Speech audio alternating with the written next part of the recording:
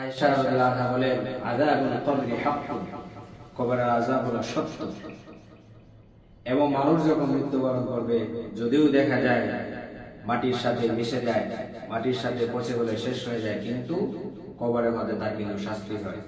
দুনিয়াতে দেখা যায় মানুষ যখন আঘাত পায় শরীরের মধ্যে, তখন এই শরীরটার মধ্যে সরাসরি আঘাত করা এবং পরোক্ষভাবে রূহের মধ্যে তার কষ্টটা পায়।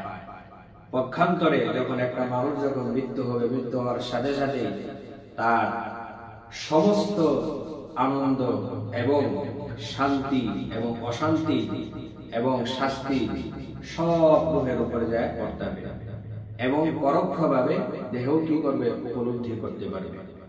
এবং এই মানুষ যখন মরে যায় তখন তারা কি করে থাকে, বারজাখ, আলামে বারজাখ, সেখানে তারা কিয়ামতের আগ পর্যন্ত তারা সেখানে অবস্থান করবে।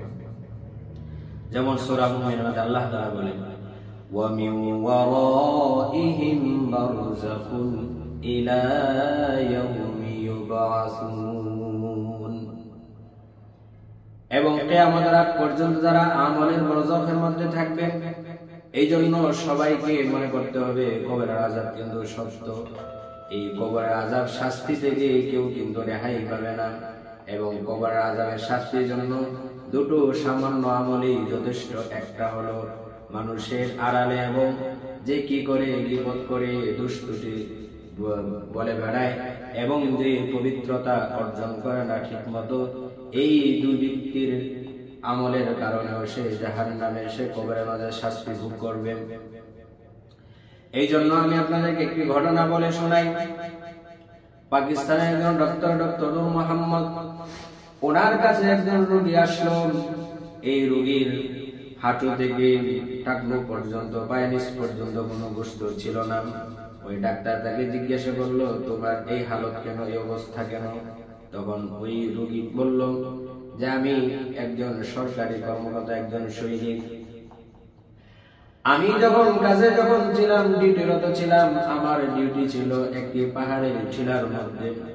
ওই টিলার যখন দায়িত্বরত ছিলাম, হঠাৎ করে একটি বিকট আওয়াজ, শব্দ আমার কানের মধ্যে আসতে লাগলো যে বাঁচাও বাঁচাও, এরকম আমি আওয়াজ খোঁজাখুঁজি করার পরেও আমি পাইনি। হঠাৎ করে দেখি একটি টিলার ভিতরে একটি গর্ত থেকে আওয়াজ আসছে। আমি লক্ষ্য করলাম সেই গর্তের মধ্যে দুইটা হাড়, প্রাচীন দুইটা হাড়, ছোট্ট একটা প্রাণী, ইঁদুরের মতো, এর চাইতে এরকম বড় হতে পারে।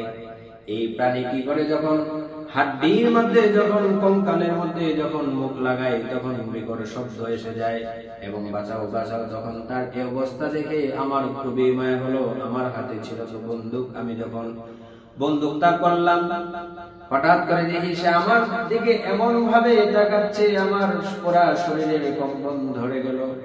আমি ভয় পাইলাম। আমি তখন সেখান থেকে পালানোর আমি চেষ্টা করলাম।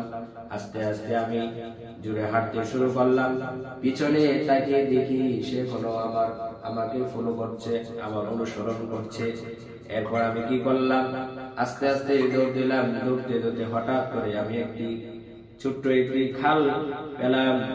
ওই খালের মধ্যে নহরের মধ্যে আমি যখন নামলাম, হাঁটু পর্যন্ত দেখলাম ওই ছোট্ট প্রাণীটা তখন আমার দিকে ধেয়ে আসছে। তখন আমি ওইখানে দাঁড়িয়েছিলাম, আমার টাকনু পর্যন্ত পানি ছিল, হাঁটু পর্যন্ত পানি ছিল।